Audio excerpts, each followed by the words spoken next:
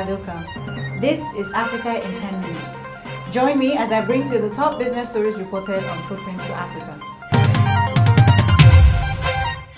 This week, the Economic Commission for Africa and Ethiopia developed strategy to grow tourism sector. A study by the United Nations showed that digital payments could boost tax revenue. Sao Tome and Principe receives World Bank support to develop its financial sector. ZEPRI launches Academy to enhance insurance penetration and management in Komsa region. Kenya to invest in 4G mobile network infrastructure. The United Kingdom supports investments promotion for oil and gas in Mozambique. The Chief Executive Officer of M-Survey reveals plans for expansion. South African envoy urges Uganda to showcase investment opportunities. And finally, African finance ministers reach consensus on implementing import tax.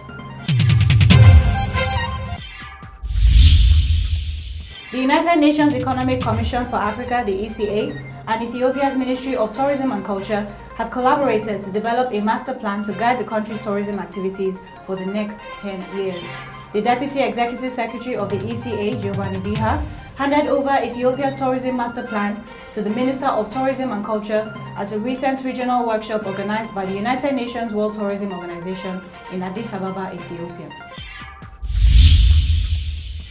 In other news, a new study from the United Nations based Better Than Cash Alliance on Tanzania's digital payments initiatives reveals the very strong results achieved by the government and large potential gains for businesses and citizens. The study reveals that digital payments could boost tax revenue by nearly $500 million yearly and modernize Tanzania's economy. Other countries in the region have launched initiatives to digitize payments, while many others are in the early stages of their transition. Moving on, Sao Tome and Principe has received the support of the World Bank to develop its financial sector and enhance its contribution to economic growth and poverty reduction. The World Bank and the government of Sao Tome and Principe launched the country's Financial Sector Development Implementation Plan, the FSDIP, for the period 2017 to 2019. The FSDIP is a coordinated, prioritized and sequenced roadmap of policy reforms and actions.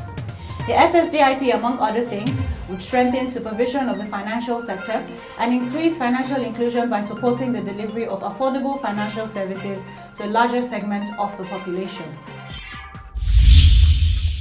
In East Africa, reinsurance company ZEPRI has launched an insurance academy in Nairobi to train insurance executives on the technical aspects of reinsurance management. The institution, the first of its kind in Africa, is a collaboration with the College of Insurance. The ZEPRI Academy will address the existing skills gaps for insurance practitioners in the industry and is designed to provide contemporary skills and technical know-how for practitioners. It will also play a key role in facilitating efforts to raise the local insurance penetration rate under the new risk-based supervision regulatory regime. In tech news, the Kenyan government has promised to assist operators in the provision of new infrastructure for 4G mobile networks. 4G networks enable users of compatible phones and devices to easily access video streaming and teleconferencing. Safaricom is already conducting 4G trials in Nairobi and Mombasa, while Airtel and Orange are set to conduct their trials. In investment news, the UK Prosperity Fund is supporting a 4-month program by Adam Smith International in Mozambique in a bid to attract investors into the oil and gas sector. The program will support the development of a high-level Pemba investment promotion strategy and provide recommendations on the creation of a dedicated oil and gas promotion unit. The $100,000 investment by the UK Prosperity Fund represents the UK's commitment to partner with the government of Mozambique, Cabo Delgado Provincial Government and Pemba Municipality on sustainable urban development. In an exclusive interview with Footprint Africa, Kenfield Griffith, the Chief Executive Officer of M-Survey, revealed his intentions of expanding into West Africa and taking advantage of the huge market the region offers. M-Survey's innovation has brought to the data landscape mind-blowing speed and accuracy, plus an average response rate of 60%, 3 times the rate of traditional surveys. Consequently, its remarkable success has attracted equity investments from notable investors such as Safaricom Spark Venture Fund, Cross Culture Ventures, and Alpha Angels Network. In foreign affairs, the South African High Commissioner to Uganda has advised the government to brand and package Uganda and its investment opportunities in a simple marketing format that will attract investors into the country. The High Commissioner urged Uganda to make more efforts to market the country and showcase the many potentials that abound in order to generate more revenue for the country. Still in foreign affairs, African ministers of finance have agreed on the roadmap to implement a plan to fund the union by imposing a 0.2% levy on eligible imports for all member states. The African Union stated that the import levy will help generate funds for reliable, sustainable and predictable financing of the union's activities. Putting legislative requirements into consideration, a transitional period of implementation was proposed to last no later than the end of 2017. The funds will go towards the regional body's operational budget, the union's program, and peace support operations budgets.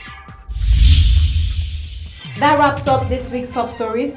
We'll be back with a recap of the headlines. This week, the Economic Commission for Africa and Ethiopia developed strategy to grow tourism sector. A study by the United Nations showed that digital payments could boost tax revenue. Sao Tome and Principe receives World Bank support to develop its financial sector.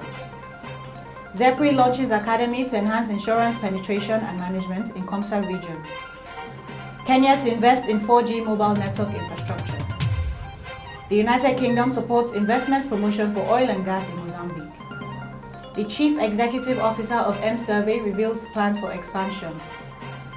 South African envoy urges Uganda to showcase investment opportunities. And finally, African finance ministers reach consensus on implementing import tax. To keep up with the trending business news of the week, subscribe to our YouTube channel, like us on Facebook, follow us on Twitter, and connect with us on LinkedIn. These news and reports are called From Footprint to Africa. For daily updates and more business news in Africa, visit www.footprinttoafrica.com today. Footprint to Africa. Business news made in Africa by Africans.